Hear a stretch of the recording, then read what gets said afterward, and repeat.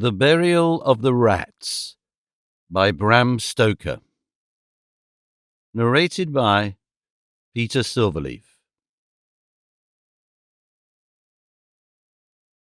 Leaving Paris by the Orléans road, cross the Ancienne and, turning to the right, you find yourself in a somewhat wild and not at all savoury district.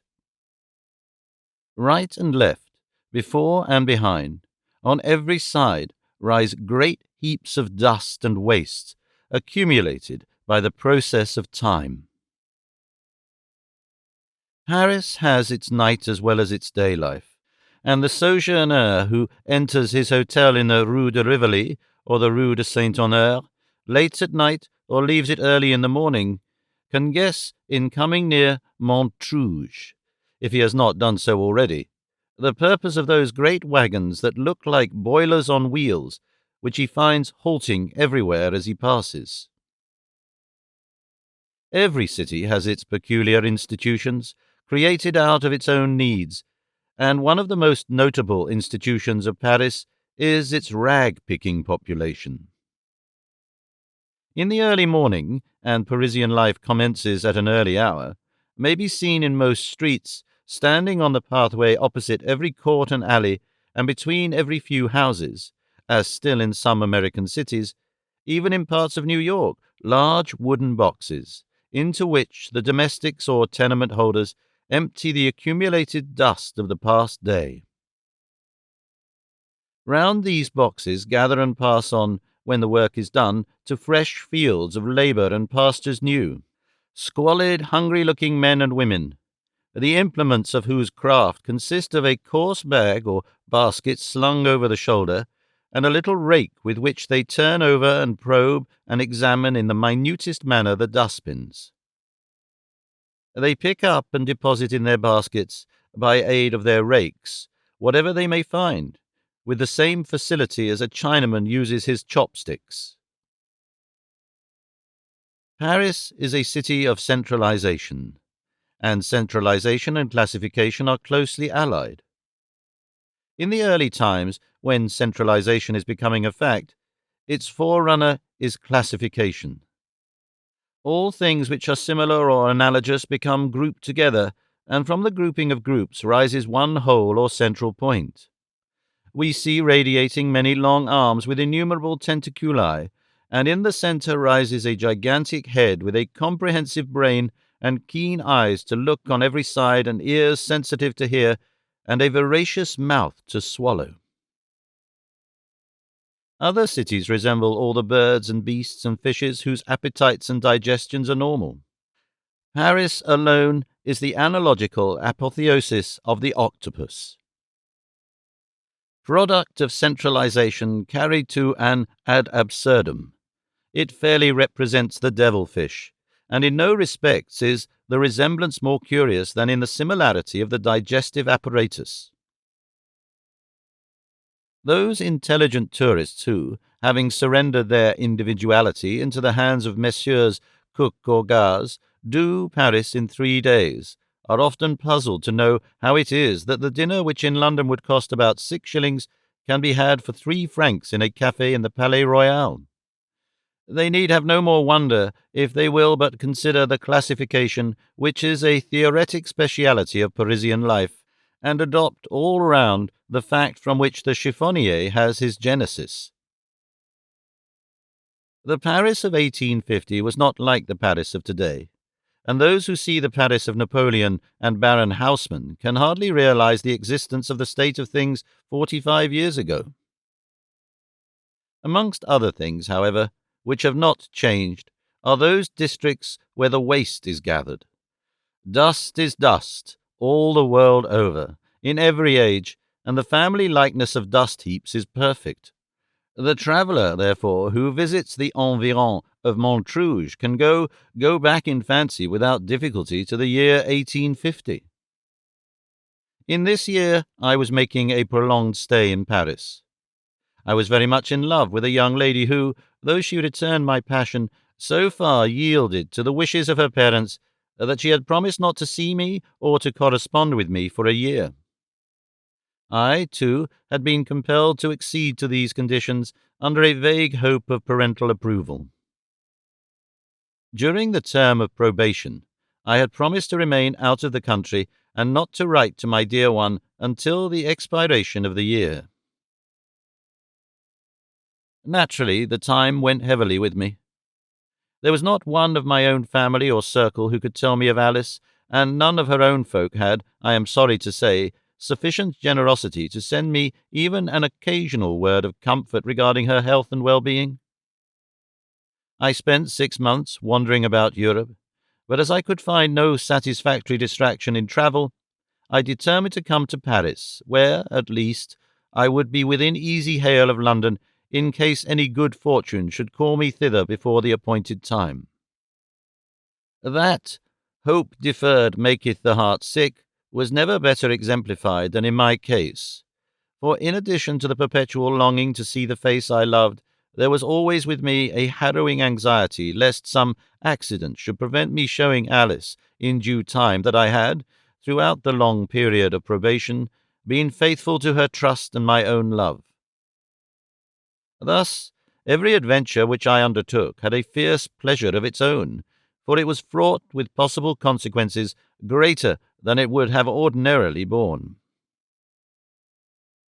Like all travellers, I exhausted the places of most interest in the first month of my stay, and was driven in the second month to look for amusement whithersoever I might. Having made sundry journeys to the better-known suburbs, I began to see that there was a terra incognita, in so far as the guide-book was concerned, in the social wilderness lying between these attractive points. Accordingly, I began to systematize my researches, and each day took up the thread of my exploration at the place where I had on the previous day dropped it.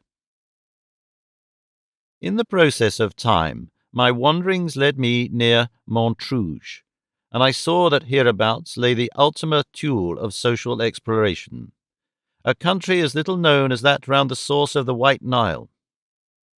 And so I determined to investigate philosophically the chiffonnier, his habitat, his life, and his means of life. The job was an unsavoury one, difficult of accomplishment, and with little hope of adequate reward.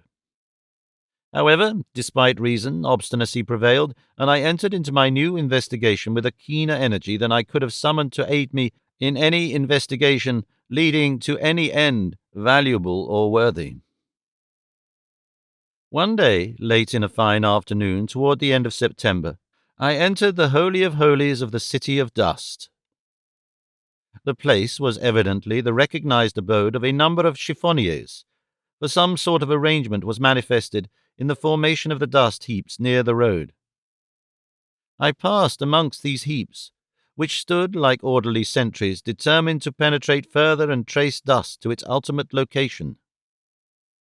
As I passed along, I saw behind the dust heaps a few forms that flitted to and fro, evidently watching with interest the advent of any stranger to such a place. The district was like a small Switzerland, and as I went forward, my tortuous course shut out the path behind me. Presently I got into what seemed a small city or community of chiffonniers. There were a number of shanties or huts, such as may be met with in the remote parts of the bog of Allen, rude places with wattled walls, plastered with mud and roofs of rude thatch made from stable refuse, such places as one would not like to enter for any consideration, and which even in watercolour could only look picturesque if judiciously treated. In the midst of these huts was one of the strangest adaptations, I cannot say habitations, I had ever seen. An immense old wardrobe, the colossal remnant of some boudoir of Charles VII or Henry II, had been converted into a dwelling-house. The double doors lay open so that the entire ménage was open to public view. In the open half of the wardrobe was a common sitting-room of some 4 feet by 6, in which sat, smoking their pipes round a charcoal brazier, no fewer than 6 old soldiers of the First Republic, with their uniforms torn and worn threadbare. Evidently, they were of the mauve et sujet class. Their bleary eyes and limp jaws told plainly of a common love of absinthe, and their eyes had that haggard, worn look of slumbering ferocity which follows hard in the wake of drink. The other side stood as of old, with its shelves intact, save that they were cut to half their depth, and in each shelf, of which there were 6, was a bed made with rags and straw.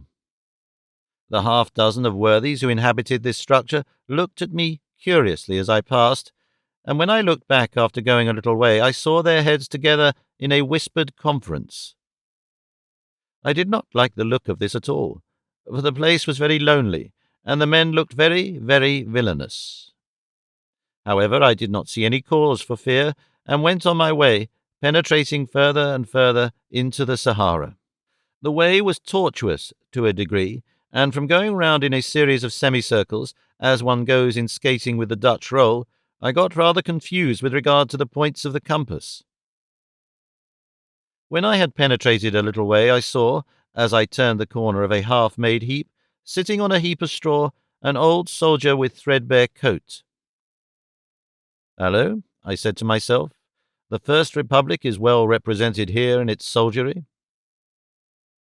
As I passed him, the old man never even looked up at me, but gazed on the ground with stolid persistency. Again I remarked to myself, "See what a life of rude warfare can do. This old man's curiosity is a thing of the past." When I had gone a few steps, however, I looked back suddenly and saw that curiosity was not dead, for the veteran had raised his head and was regarding me with a very queer expression. He seemed to me to look very like one of the 6 worthies in the press. When he saw me looking, he dropped his head, and without thinking further of him, I went on my way, satisfied that there was a strange likeness between these old warriors. Presently I met another old soldier in a similar manner. He too did not notice me whilst I was passing. By this time it was getting late in the afternoon, and I began to think of retracing my steps. Accordingly I turned to go back, but could see a number of tracks leading between different mounds, and could not ascertain which of them I should take. In my perplexity I wanted to see someone of whom to ask the way, but could see no one. I determined to go on a few mounds further, and so to try to see someone, not a veteran.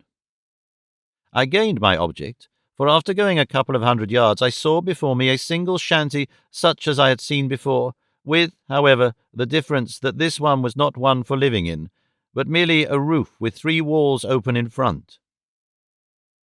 From the evidences which the neighbourhood exhibited, I took it to be a place for sorting.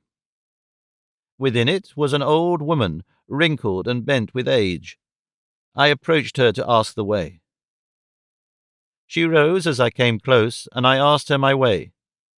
She immediately commenced a conversation, and it occurred to me that here in the very centre of the kingdom of dust was the place to gather details of the history of Parisian rag-picking, particularly as I could do so from the lips of one who looked like the oldest inhabitant.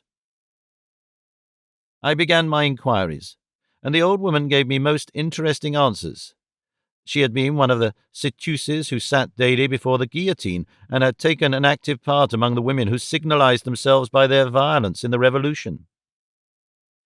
While we were talking, she said suddenly, "But monsieur must be tired standing," and dusted a rickety old stool for me to sit down. I hardly liked to do so for many reasons, but the poor old woman was so civil that I did not like to run the risk of hurting her by refusing. And moreover, the conversation of one who has been at the taking of the Bastille was so interesting that I sat down, and so our conversation went on. While we were talking, an old man, older and more bent and wrinkled even than the woman, appeared from behind the shanty. "Here is Pierre," said she. "Monsieur can hear stories now if he wishes, for Pierre was in everything, from the Bastille to Waterloo." The old man took another stool at my request, and we plunged into a sea of revolutionary reminiscences. This old man, albeit clothed like a scarecrow, was like any one of the 6 veterans. I was now sitting in the centre of the low hut, with the woman on my left hand and the man on my right, each of them being somewhat in front of me. The place was full of all sorts of curious objects of lumber and of many things that I wished far away. In one corner was a heap of rags, which seemed to move from the number of vermin it contained, and in the other a heap of bones whose odour was something shocking. Every now and then, glancing at the heaps, I could see the gleaming eyes of some of the rats which infested the place. These loathsome objects were bad enough, but what looked even more dreadful was an old butcher's axe with an iron handle stained with clots of blood leaning up against the wall on the right-hand side. Still, these things did not give me much concern. The talk of the two old people was so fascinating that I stayed on, till the evening came and the dust heaps threw dark shadows over the vales between them. After a time I began to grow uneasy. I could not tell how or why, but somehow I did not feel satisfied. Uneasiness is an instinct and means warning. The psychic faculties are often the sentries of the intellect, and when they sound alarm, the reason begins to act, although perhaps not consciously. This was so with me. I began to bethink me where I was and by what surrounded, and to wonder how I should fare in case I should be attacked. And then the thought suddenly burst upon me, although without any overt cause, that I was in danger. Prudence whispered, "Be still and make no sign." And so I was still and made no sign, for I knew that 4 cunning eyes were on me. 4 eyes, if not more. My God, what a horrible thought! The whole shanty might be surrounded on 3 sides with villains. I might be in the midst of a band of such desperadoes as only half a century of periodic revolution can produce. With a sense of danger, my intellect and observation quickened, and I grew more watchful than was my wont. I noticed that the old woman's eyes were constantly wandering towards my hands. I looked at them too, and saw the cause. My rings. On my left little finger I had a large signet, and on the right hand a good diamond. I thought that if there was any danger, my first care was to avert suspicion. Accordingly, I began to work the conversation round to rag-picking, to the drains of the things found there, and so by easy stages to jewels. Then, seizing a favourable opportunity, I asked the old woman if she knew anything of such things. She answered that she did, a little. I held out my right hand and, showing her the diamond, asked her what she thought of that. She answered that her eyes were bad and stooped over my hand. I said, as nonchalantly as I could, "Pardon me, you will see better thus," and taking it off, handed it to her. An unholy light came into her withered old face as she touched it. She stole one glance at me, swift and keen as a flash of lightning. She bent over the ring for a moment, her face quite concealed as though examining it. The old man looked straight out of the front of the shanty before him, at the same time fumbling in his pockets and producing a screw of tobacco in a paper and a pipe, which he proceeded to fill. I took advantage of the pause, and the momentary rest from the searching eyes on my face to look carefully round the place, now dim and shadowy in the gloaming. There still lay all the heaps of varied reeking foulness. There the terrible blood-stained axe leaning against the wall in the right-hand corner, and everywhere, despite the gloom, the baleful glitter of the eyes of the rats. I could see them even through some of the chinks of the boards at the back low down close to the ground. But stay, these latter eyes seemed more than usually large and bright and baleful. For an instant my heart stood still, and I felt in that whirling condition of mind in which one feels a sort of spiritual drunkenness, as though the body is only maintained erect in that there is no time for it to fall before recovery. Then, in another second, I was calm, coldly calm, with all my energies in full vigour, with a self-control which I felt to be perfect, and with all my feeling and instincts alert. Now I knew the full extent of my danger. I was watched and surrounded by desperate people. I could not even guess at how many of them were lying there on the ground, behind the shanty, waiting for the moment to strike. I knew that I was big and strong, and they knew it too. They knew also, as I did, that I was an Englishman and would make a fight for it, and so waited. I had, I felt, gained an advantage in the last few seconds, for I knew my danger and understood the situation. Now, I thought, is the test of my courage. The enduring test, the fighting test, may come later. The old woman raised her head and said to me in a satisfied kind of way, "A very fine ring indeed, a beautiful ring. Oh, me, I once had such rings, plenty of them, and bracelets, and earrings. Oh, for in those fine days I led the town a dance. But they've forgotten me now, they've forgotten me. Why, they never heard of me. Perhaps their grandfathers remember me, some of them." And she laughed a harsh, croaking laugh. And then I am bound to say that she astonished me, for she handed me back the ring with a certain suggestion of old-fashioned grace, which was not without its pathos. The old man eyed her with a sort of sudden ferocity, half rising from his stool, and said to me suddenly and hoarsely, "Let me see." I was about to hand the ring when the old woman said, "No, no, do not give it to Pierre. Pierre is eccentric. He loses things, and such a pretty ring." "Cat," said the old man, savagely. Suddenly the old woman said, rather more loudly than was necessary, "Wait, I shall tell you something about a ring." There was something in the sound of her voice that jarred upon me. Perhaps it was my hypersensitiveness, wrought up as I was to such a pitch of nervous excitement, but I seemed to think that she was not addressing me. As I stole a glance round the place, I saw the eyes of the rats in the bone heaps, but missed the eyes along the back. But even as I looked, I saw them again appear. The old woman's weight had given me a respite from attack, and the men had sunk back to their reclining posture. I once lost a ring, a beautiful diamond hoop that had belonged to a queen, and which was given to me by a farmer of the taxes, who afterwards cut his throat because I sent him away. I thought it must have been stolen and taxed my people, but I could get no trace. The police came and suggested that it had found its way to the drain. We descended, I in my fine clothes, for I would not trust them with my beautiful ring. I know more of the drain since then, of rats too, but I shall never forget the horror of that place, alive with the blazing eyes, a wall of them just outside the light of our torches. Well, we got beneath my house. We searched the outlet of the drain, and there in the filth round my ring, and we came out. But we found something else before we came. As we were coming toward the opening, a lot of sewer rats, human ones this time, came towards us. They told the police that one of their number had gone into the drain but had not returned.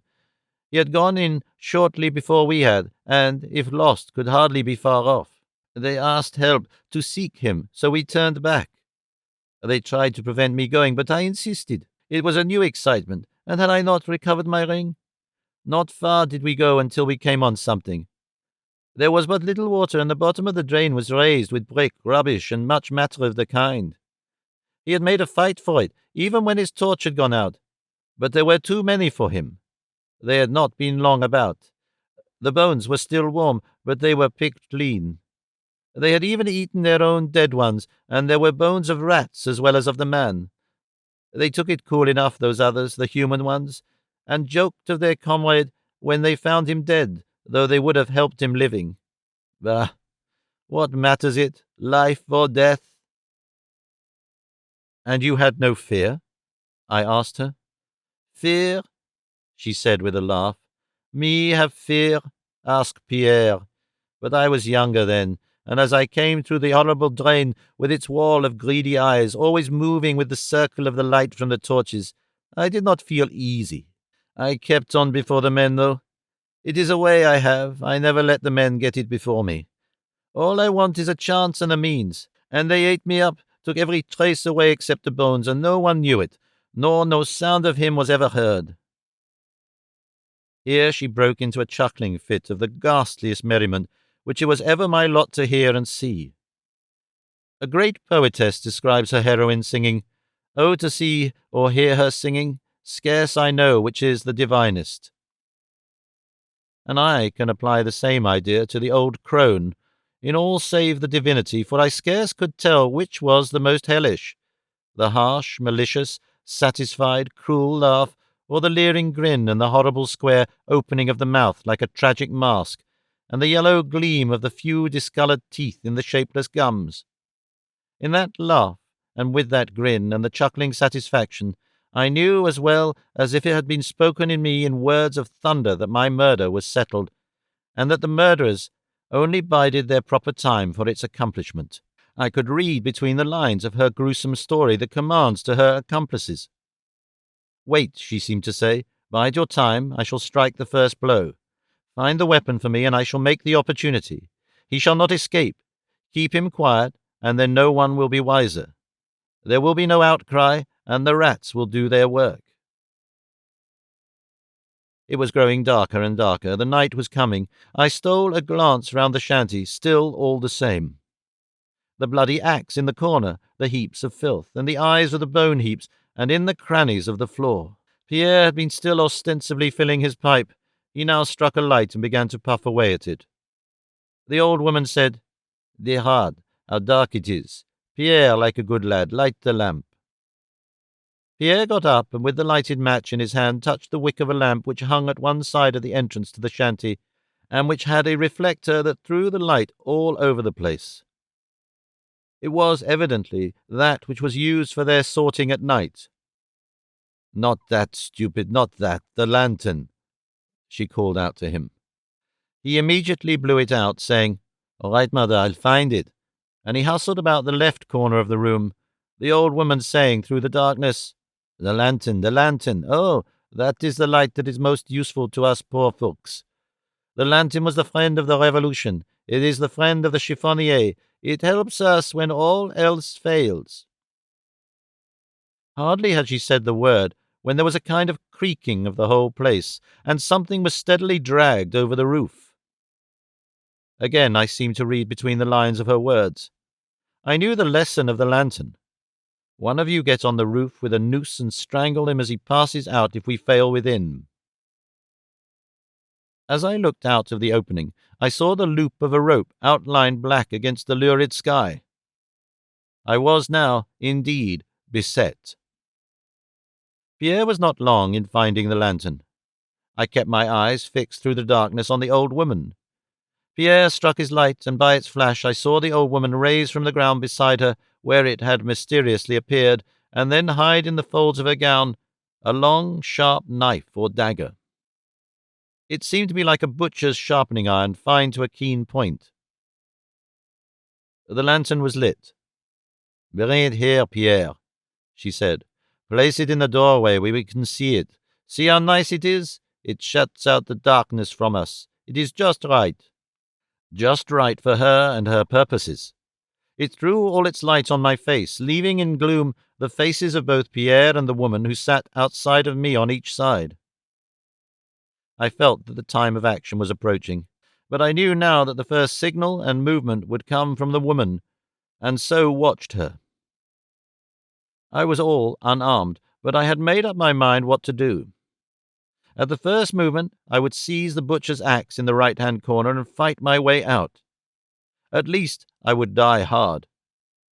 I stole a glance round to fix its exact locality so that I could not fail to seize it at the first effort, for then, if ever, time and accuracy would be precious. Good God!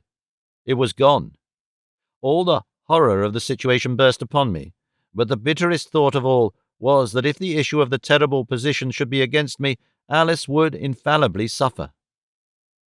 Either she would believe me false, and any lover or anyone who has ever been one can imagine the bitterness of the thought, or else she would go on loving long after I had been lost to her and to the world, so that her life would be broken and embittered, shattered with the disappointment and despair.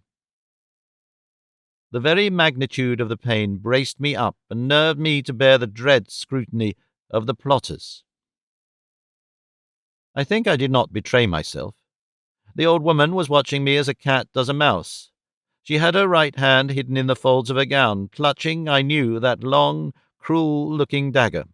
Had she seen any disappointment in my face, she would, I felt, have known that the moment had come, and would have sprung on me like a tigress, certain of taking me unprepared. I looked out into the night, and there I saw new cause for danger. Before and around the hut were, at a little distance, some shadowy forms. They were quite still, but I knew that they were all alert and on guard. Small chance for me now in that direction. Again I stole a glance round the place. In moments of great excitement and of great danger, which is excitement, the mind works very quickly, and the keenness of the faculties which depend on the mind grows in proportion. I now felt this. In an instant I took in the whole situation. I saw that the axe had been taken through a small hole made in one of the rotten boards. How rotten they must be to allow of such a thing being done without a particle of noise. The hut was a regular murder trap, and was guarded all around. A garrotter lay on the roof ready to entangle me with his noose if I should escape the dagger of the old hag. In the front the way was guarded by I know not how many watchers, and at the back was a row of desperate men. I had seen their eyes still through the crack in the boards of the floor when I last looked, as they lay prone waiting for the signal to start erect. If it was to be ever, now for it. As nonchalantly as I could, I turned slightly on my stool so as to get my right leg well under me. Then, with a sudden jump, turning my head and guarding it with my hands, and with the fighting instinct of the knights of old, I breathed my lady's name and hurled myself against the back wall of the hut. Watchful as they were, the suddenness of my movement surprised both Pierre and the old woman.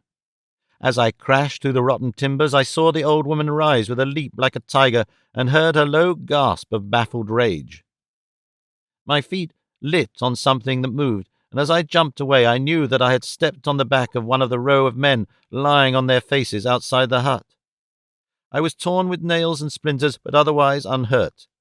Breathless, I rushed up the mound in front of me, hearing as I went the dull crash of the shanty as it collapsed into a mass. It was a nightmare climb. The mound, though but low, was awfully steep, and with each step I took the mass of dust and cinders tore down with me and gave way under my feet.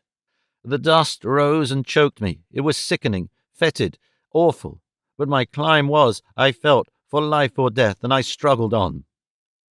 The seconds seemed hours, but the few moments I had in starting, combined with my youth and strength, gave me a great advantage, and though several forms struggled after me in deadly silence, which was more dreadful than any sound, I easily reached the top.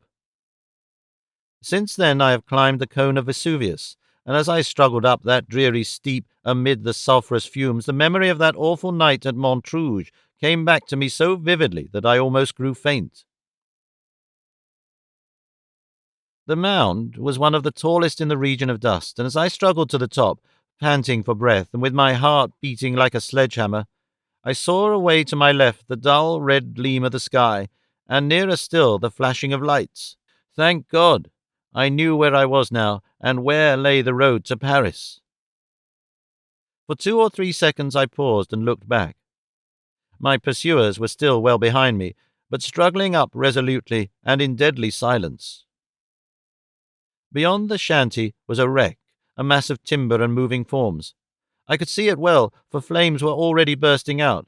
The rags and straw had evidently caught fire from the lantern. Still silence there, not a sound. These old wretches could die game anyhow.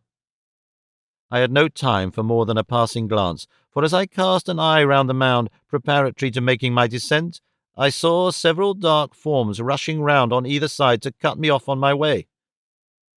It was now a race for life. They were trying to head me on my way to Paris, and with the instinct of the moment I dashed down to the right-hand side. I was just in time, for, though I came, as it seemed to me, down the steep in a few steps, the wary old men who were watching me turned back, and one, as I rushed by into the opening between the 2 mounds in front, almost struck me a blow with that terrible butcher's axe. There could surely not be 2 such weapons about. Then began a really horrible chase. I easily ran ahead of the old men, and even when some younger ones and a few women joined in the hunt, I easily distanced them. But I did not know the way, and I could not even guide myself by the light of the sky, for I was running away from it. I had heard that, unless of conscious purpose, hunted men turn always to the left, and so I found it now, and so, I suppose, knew also my pursuers, who were more animals than men, and with cunning or instinct had found out such secrets for themselves.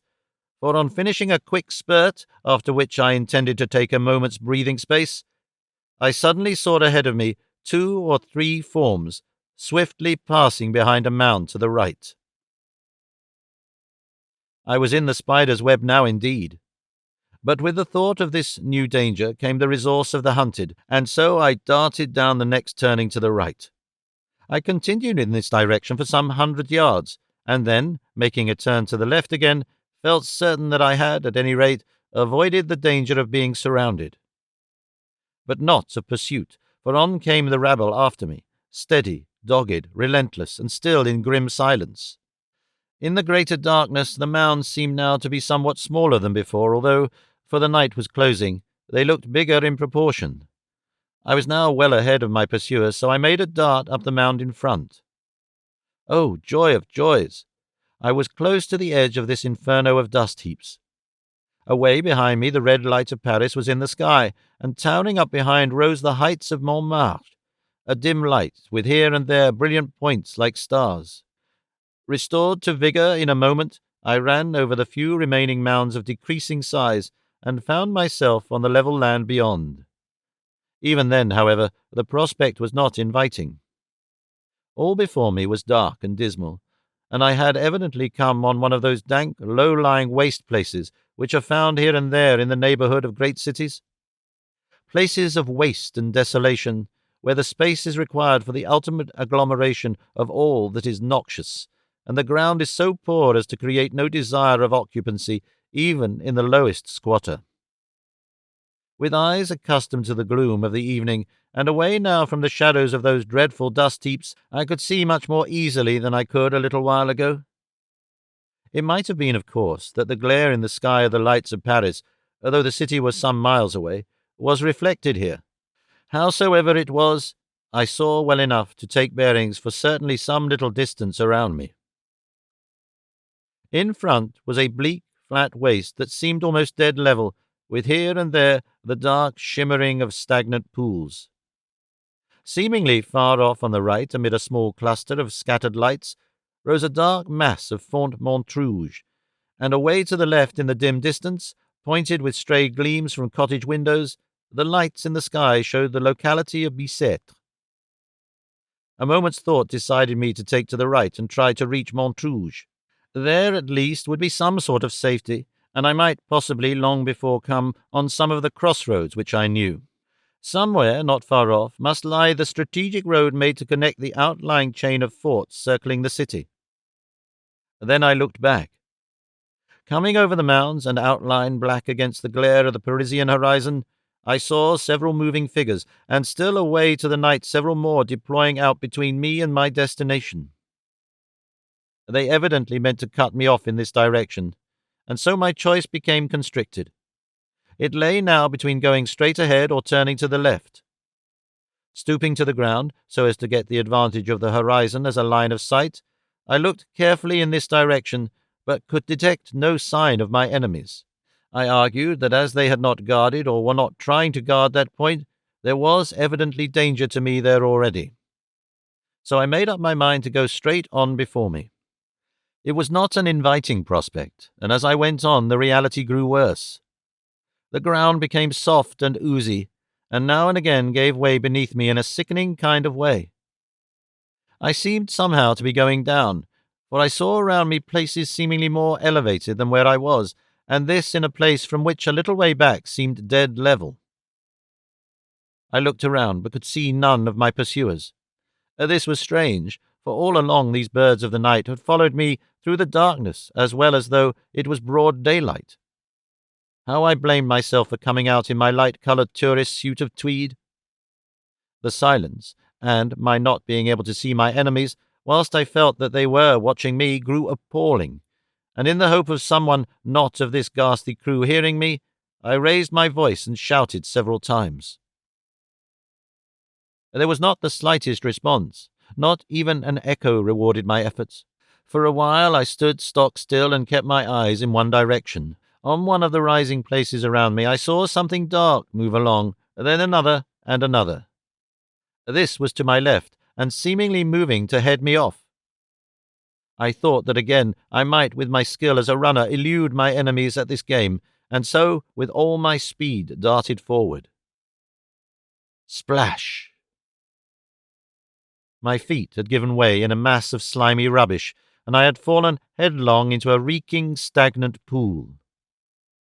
The water and the mud in which my arms sank up to the elbows was filthy and nauseous beyond description, and in the suddenness of my fall I had actually swallowed some of the filthy stuff, which nearly choked me and made me gasp for breath.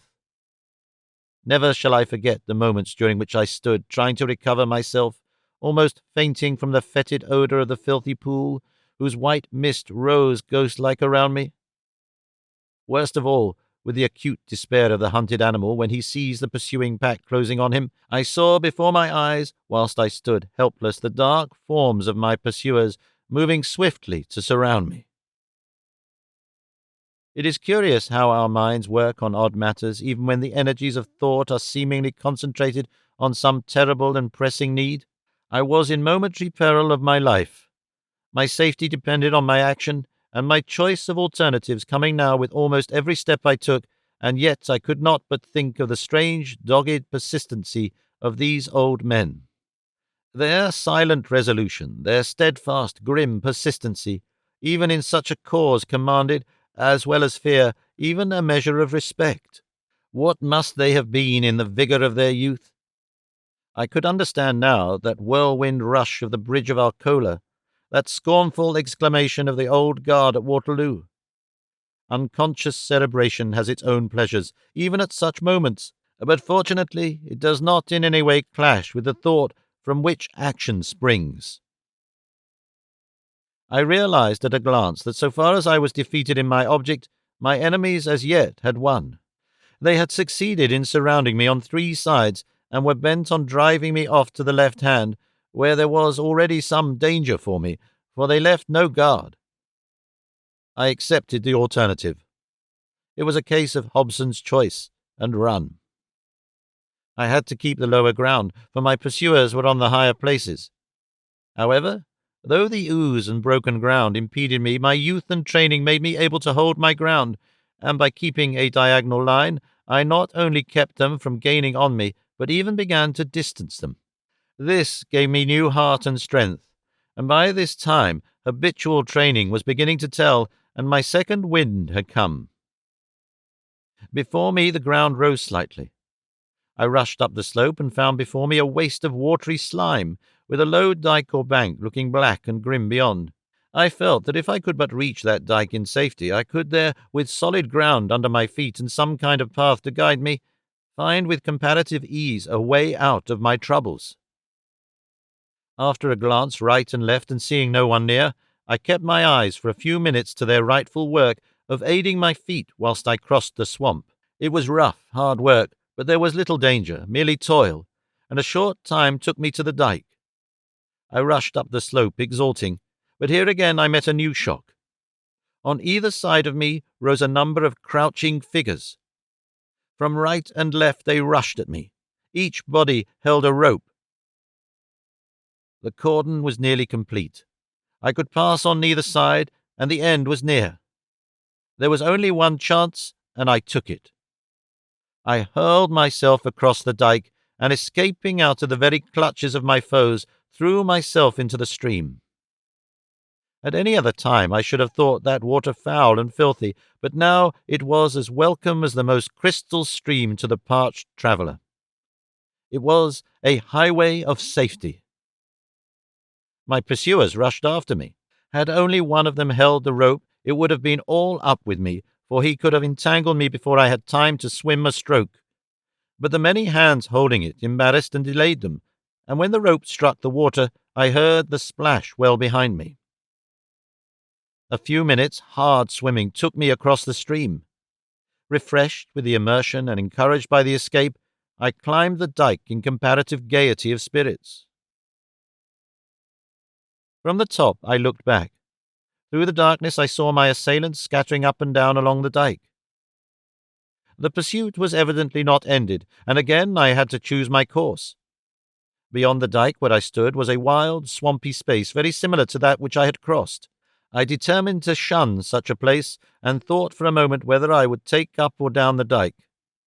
I thought I heard a sound, the muffled sound of oars, so I listened, and then shouted. No response, but the sound ceased. My enemies had evidently got a boat of some kind. As they were on the upside of me, I took the down path and began to run.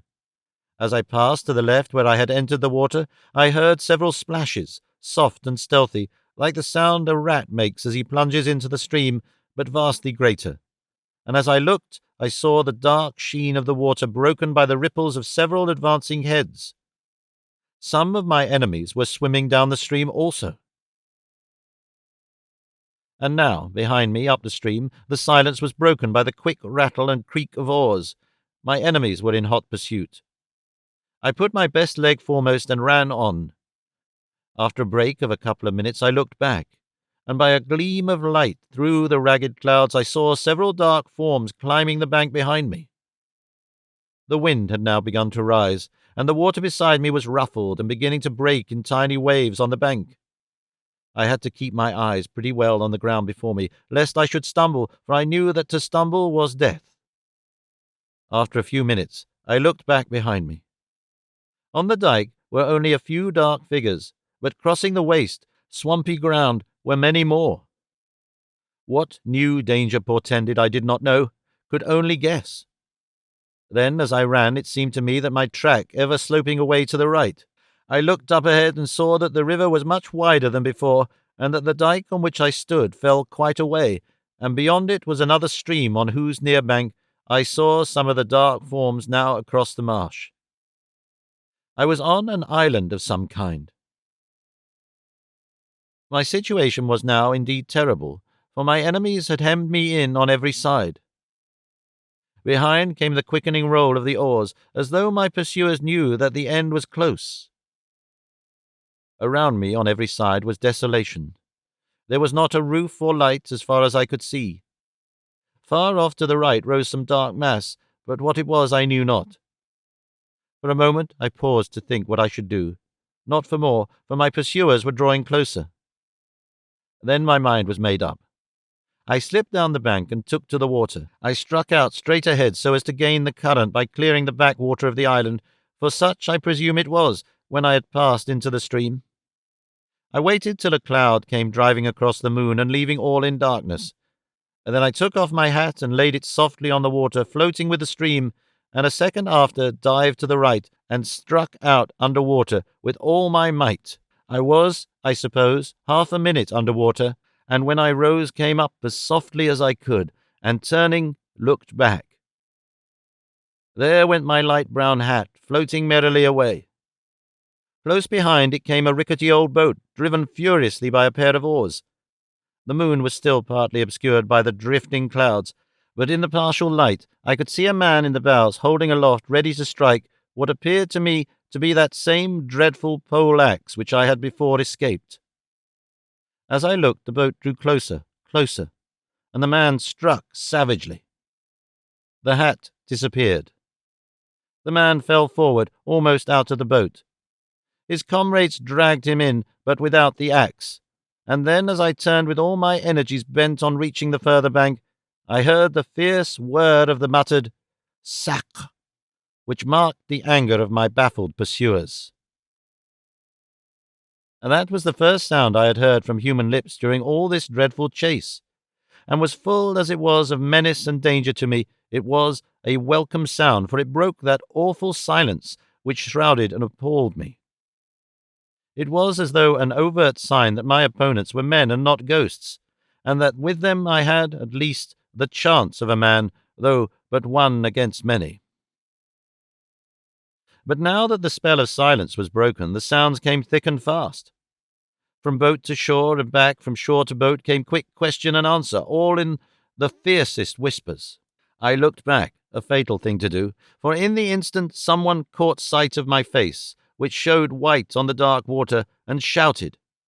Hands pointed to me, and in a moment or two the boat was under way and following hard after me. I had but a little way to go, but quicker and quicker came the boat after me. A few more strokes and I would be on the shore, but I felt the oncoming boat and expected each second to feel the crash of an oar or other weapon on my head. Had I not seen that dreadful axe disappear in the water, I do not think that I could have won the shore. I heard the muttered curses of those not rowing and the laboured breath of the rowers.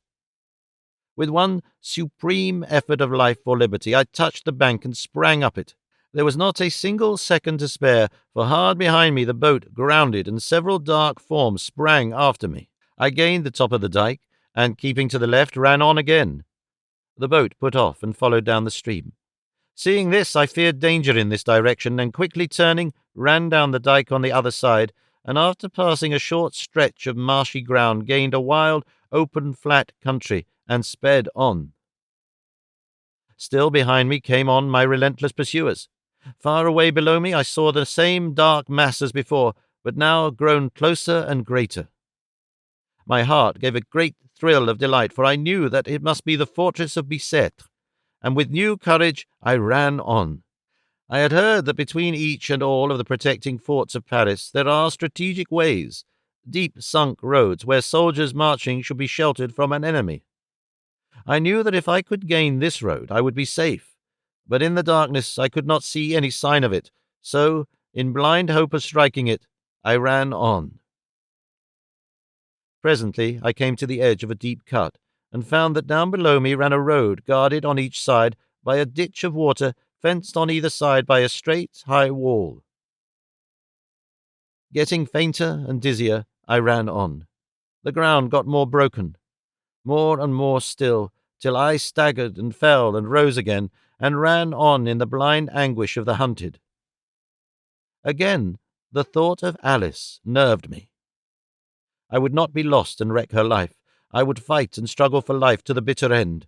With a great effort, I caught the top of the wall. As, scrambling like a catamount, I drew myself up, I actually felt a hand touch the sole of my foot.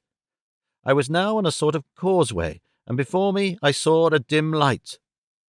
Blind and dizzy, I ran on, staggered and fell, rising, covered with dust and blood.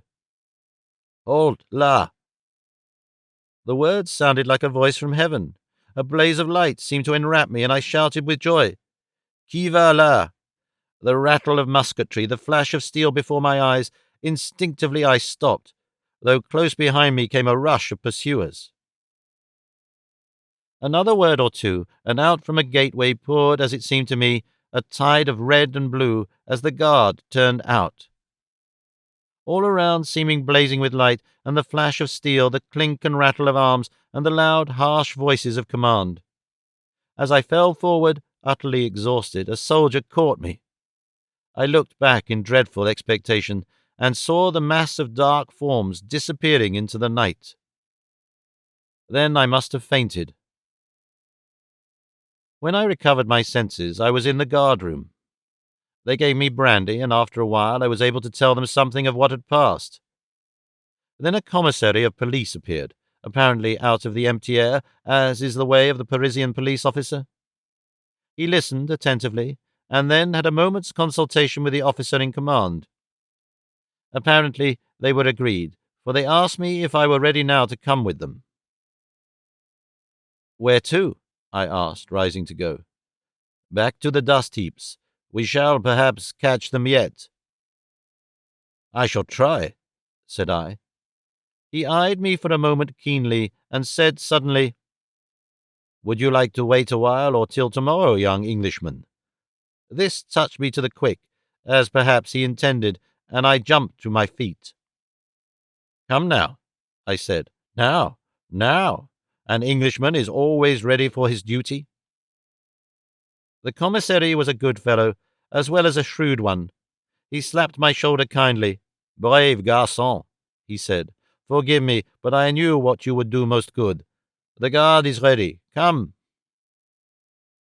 And so, passing right through the guard-room and through a long, vaulted passage, we were out into the night. A few of the men in front had powerful lanterns. Through courtyards and down a sloping way we passed out through a low archway to a sunken road, the same that I had seen in my flight.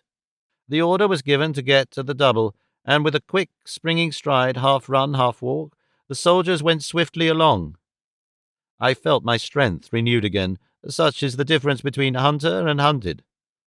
A very short distance took us to a low-lying pontoon bridge across the stream, and evidently very little higher up than I had struck it. Some effort had evidently been made to damage it, for the ropes had all been cut, and one of the chains had been broken. I heard the officer say to the commissary, "We're just in time. A few more minutes and they would have destroyed the bridge. Forward, quicker, still." And on we went. Again we reached a pontoon on the winding stream. As we came up, we heard the hollow boom of the metal drums as the efforts to destroy the bridge was again renewed. A word of command was given, and several men raised their rifles. "Fire!" A volley rang out. There was a muffled cry, and the dark forms disappeared. But the evil was done, and we saw the far end of the pontoon swing into the stream. This was a serious delay, and it was nearly an hour before we had renewed ropes and restored the bridge sufficiently to allow us to cross. We renewed the chase. Quicker, quicker we went towards the dust heaps. After a time we came to a place that I knew. There were the remains of a fire. A few smouldering wood ashes still cast a red glow, but the bulk of the ashes were cold. I knew the site of the hut and the hill behind it up which I had rushed, and in the flickering glow the eyes of the rats still shone with a sort of phosphorescence. The commissary spoke a word to the officer, and he cried, "Halt!" The soldiers were ordered to spread around and watch, and then we commenced to examine the ruins. The commissary himself began to lift away the charred boards and rubbish. These the soldiers took and piled together. Presently he started back, then bent down and, rising, beckoned me. "See," he said. It was a gruesome sight. There lay a skeleton face downwards, a woman by the lines, an old woman by the coarse fibre of the bone. Between the ribs rose a long, spike-like dagger made from a butcher's sharpening knife, its keen point buried in the spine. "You will observe," said the commissary to the officer and to me as he took out his notebook, "that a woman must have fallen on her dagger. The rats are many here. See their eyes glistening among the heap of bones, and you will also notice," I shuddered as he placed his hand on the skeleton, "that but little time was lost by them, for the bones are scarcely cold." There was no other sign of anyone near, living or dead, and so, deploying again into line, the soldiers passed on. Presently we came to the hut made of the old wardrobe. We approached. In 5 of the 6 compartments was an old man sleeping so soundly that even the glare of the lanterns did not wake them. Old and grim and grizzled they looked, with their gaunt, wrinkled, bronzed faces and their white moustaches. The officer called out harshly and loudly a word of command, and in an instant each one of them was on his feet before us and standing at attention. "What do you do here?" "We sleep," was the answer. "Where are the chiffoniers?" asked the commissary. "Gone to work." "And you?" "We are on guard." "Peste!" laughed the officer grimly, as he looked at the old men one after the other in the face, and added with cool, deliberate cruelty, "Asleep on duty. Is this the manner of the old guard? No wonder, then, a Waterloo." By the gleam of the lantern I saw the grim old faces grow deadly pale, and almost shuddered at the look in the eyes of the old men as the laugh of the soldiers echoed the grim pleasantry of the officer. I felt in that moment that I was in some measure avenged. For a moment they looked as if they would throw themselves on the taunter, but years of their life had schooled them, and they remained still. "You are but 5, said the commissary. "Where is the 6th? The answer came with a grim chuckle. "He is there." And the speaker pointed to the bottom of the wardrobe. "He died last night. You won't find much of him. The burial of the rats is quick." The commissary stooped and looked in.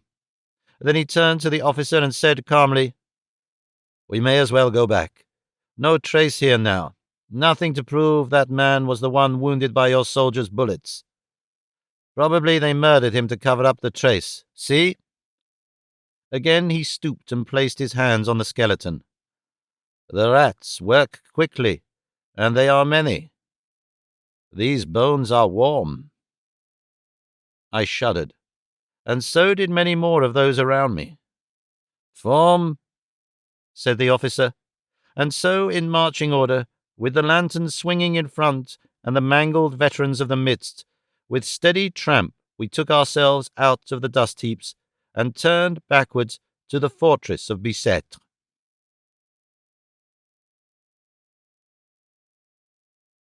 My year of probation has long since ended, and Alice is my wife.